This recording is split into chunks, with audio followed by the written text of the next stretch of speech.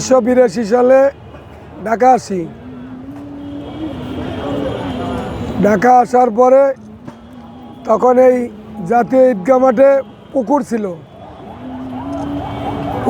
এখানে অনেক পাগল ফকিররা থাকতো। তখন আরও জাঁকজমকভাবে এখানে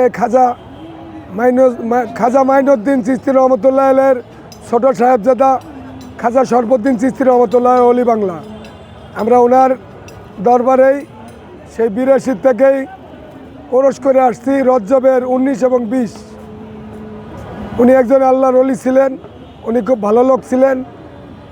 ওনার এই 1982 থেকে আজ হলো 2025 সালে ওরস উদযাপন করতেছি।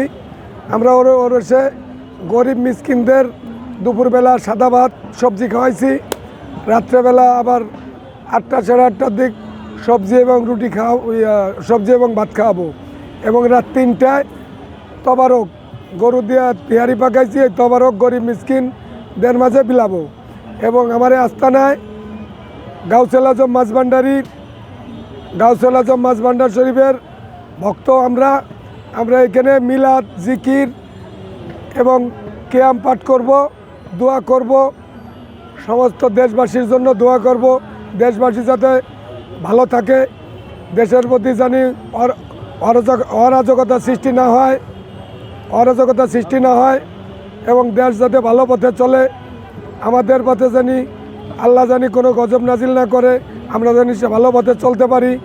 বাবা শরফুদ্দিন অলির ওসিলায় আমরা এখান থেকে ভালোই মতন চলে যেতে পারি।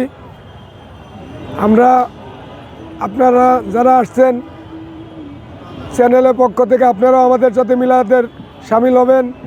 আমরা 10টা বাজে এখানে মিলাদ ও জিকির এবং দোয়া পাঠ করব। তারপরে ভক্তিমূলক গান, নবীর শান, রাসূলের শান, খাজা বাবার শান, এইগুলি কইরা আজানের আগে আমরা আবার একটা দোয়া করে তবারক বিতরণ করে যার বাসায় যাব।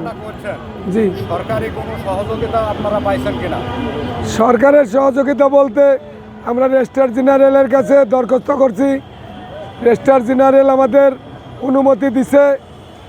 এরপরে ট্রাইব্যুনালের চেয়ারম্যানের কাছে গেছি, সেও আমাদের একটা অনুমতি দিছে। কিন্তু মাজারের কিছু দুষ্কৃতকারীরা, কিছু দুষ্কৃত লোক আছে, তারা মনে করেন আমাদের এই পৌর কমিটির বিপক্ষে ছিলেন।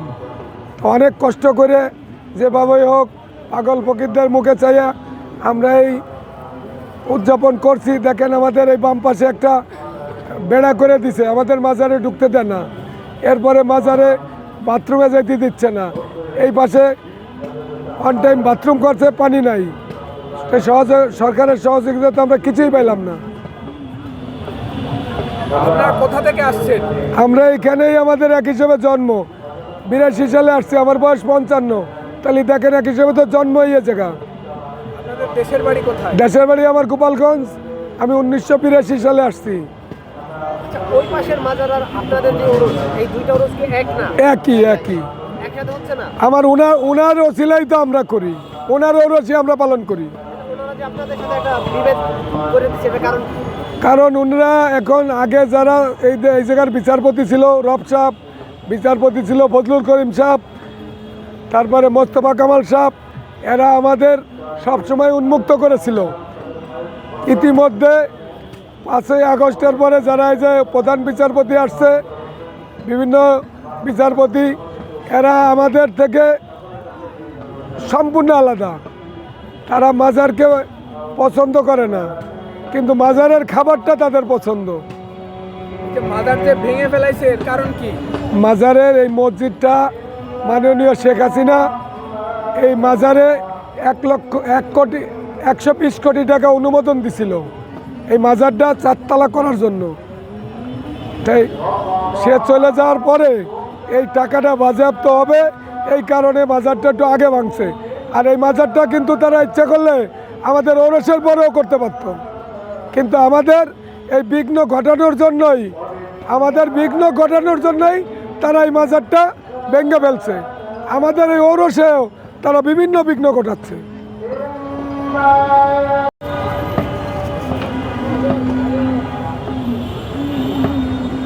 বিরাশি সালে